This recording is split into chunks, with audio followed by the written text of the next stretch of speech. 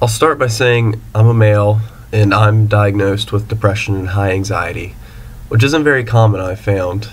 My name is Anthony Workman, and the title of this video is Disabled Through Gender. I've displayed a scene of some toy figures with trucks cleaning up after a mess, and then an image of a nail polish brush covered in red nail polish. Girls paint their nails, boys play with trucks. Guys are messy, ladies are clean. Women are emotional, and men don't cry. These are some of the biases that our society has enforced into our minds, stereotypes that make their way into the professional world of medicine and legislation.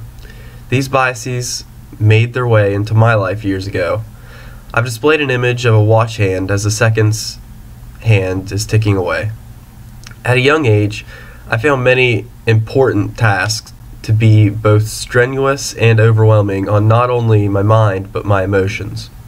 It seemed as though time was always racing against me. I would freeze up and panic during a timed quiz, or have a period of deep emotional turmoil for no apparent reason to me. I was told at the time that I was just being overly emotional. These attitudes continued through my life. But in high school, I sought medical attention as my attitudes and actions had become worrisome. I was diagnosed with depression and high anxiety. Life seemed to make sense to me, but I struggled to understand why it took so long. I've displayed an image of myself smiling for the camera on my first day of my job, but stress is in my eyes. I realized that because of my male gender, society didn't want to see it as a medical disability, but as a problem with myself. I'm not supposed to cry, worry about minor issues around me, or organize the space around me before I can complete the task at hand.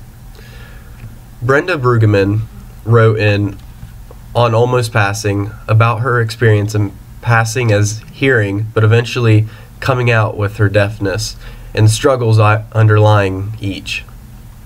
Brueggemann explains that there is a physical struggle to pass as hearing, but the social/academia struggle of coming out as deaf.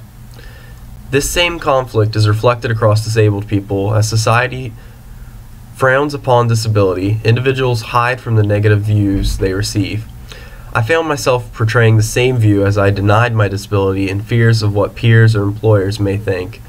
I couldn't tell people that I was constantly faking my smile or avoiding parties to avoid being overwhelmed by the heavy social situations. My last image is of a girl covering her face in an attempt to hide herself or seem invisible. Another aspect I saw that was that my disability isn't recognized clearly by society, as if it is invisible to others. I don't mean invisible as they can't see, but that they won't see my disability. Cal Montgomery writes in her piece, A Hard Look at Invisible Disability, on how we choose to see some disabilities, but won't see other disabilities. Thus society will make a ramp, but refuse to fix the accessibility of a website. I struggled this more because of the fact that I'm not supposed to show my disability, making disability even further from myself. I'm supposed to keep my emotions to myself and only let them out in private.